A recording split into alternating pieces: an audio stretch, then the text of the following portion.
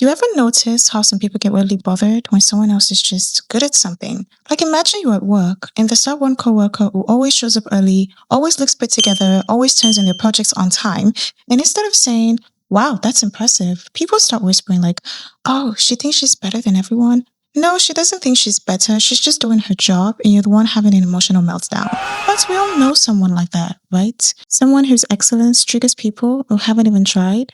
Yeah, Beyonce's entire career is like that in a nutshell. She's been consistently great for so long that some folks treat it like a personal attack. So let's talk Beyonce. Hello everyone, this is your favorite millionaire, Mayowa Mila. And in case you're interested in getting involved with anything and everything interesting, because I talk about anything and everything interesting, this is the perfect channel for you. Today, we're breaking down why Beyonce is still relevant, still dominating, and still making people jealous enough to leave comments that sound like they were typed with tears in their eyes. I mean, it's the last day of Black History Month, so I'll end this with a bang. Let's start with the drama, because I know that's why half of you clicked.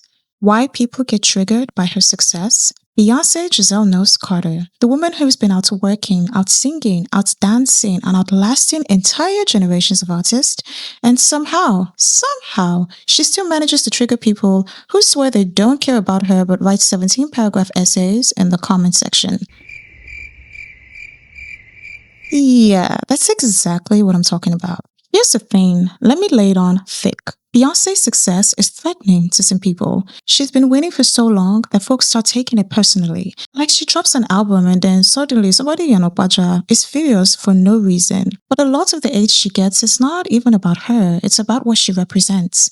A Black woman at the top of her industry, someone who's been consistent for nearly 3 decades, a person who doesn't need scandals to stay relevant, a level of discipline most people can't even maintain for a week, and jealousy. Oh, that is loud. People will say, she's overrated, but somehow they've watched every performance, every documentary, every interview. That's not hate, that's a fan in denial. And also there is no denying that Beyonce's eras is a masterclass of reinventions. Let's talk about the eras because Beyonce doesn't just release music, she enters a whole new dimension every time. Destiny's Child era, the foundation.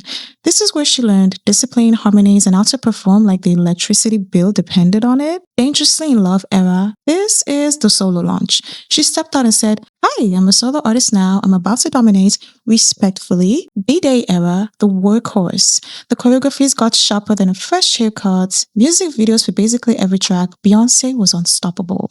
Then we move on to I Am Sasha Fierce era, the duality. She introduced Sasha Fierce, the alter ego who could outperform most people's actual personalities. Wow. Self-titled era, the Beyonce album, the industry shakeup. She dropped an album with no promo at midnight and she changed the entire music industry. Then moving on to the 4 era, the vocal and artistic freedom era. What was Beyonce saying? You know what? I'm not chasing radio. I am making music I believe in. This era gave us big vocals, live band, energy, and songs that felt timeless instead of trendy. It wasn't her flashiest visually, but it was one of her most respected musically. The Lemonade era, the cultural movement. This wasn't an album. It was storytelling, visuals, poetry, healing, and cultural commentary. The Lion King, the Gift era, the cultural bridge. Now this era gets overlooked, but it's important, especially to me because I've been Naija babe. And Beyonce didn't just make a soundtrack. She created a cultural bridge highlighting African artists, producers, and sounds, giving them a global platform. She wasn't just making music, she was creating a celebration of Blackness across all continents. And the visuals, a whole cinematic universe. She turned a Disney project into a cultural statement. Then we move on to the Renaissance era, the celebration. Here she honored Black queer culture, ballroom, house music, and joy. She created a world, a tour, a movement. Finally, to her latest era, the Cowboy Carter, the genre reclaiming. Here she said, you know what, let me go ahead and reclaim a genre that my people helped build. Cowboy Carter wasn't just a country album. It was a history lesson, a reclamation, a reminder that Black artists have always been part of country music. She didn't ask for permission. She didn't wait for acceptance. She walked right into the room, rearranged the furniture, and then made the genre acknowledge its roots. And that's why she's still relevant. Here's the secret. right? Beyonce evolves. She doesn't cling to trends. She studies them. She respects them and elevates them. She's relevant because she treats her crafts like a lifelong discipline. She reinvents herself without losing her identity. She respects the culture she draws from. She invests in quality visuals, vocals, choreography, and storytelling. She doesn't overshare. She lets the work speak. She's consistent, and consistency is rare. Most artists burn out, fade out, or rely on controversy. Beyonce relies on excellence, and that is why she will stay relevant for years. Newsflash, Beyonce isn't going anywhere. She's entering her legacy era, the point where she doesn't even have to prove anything anymore. She's building a catalog that will be studied, a performance standard that will be referenced, a cultural impact that will be felt for generations, a business empire that extends beyond music. And also, let's be honest, Beyonce could drop an album of her You Mean It to a Fan and people will still analyze it like it's a college thesis. It's like, people, please, let's not be doing as she do. But there is no doubt that with her awarded achievements, the numbers don't lie.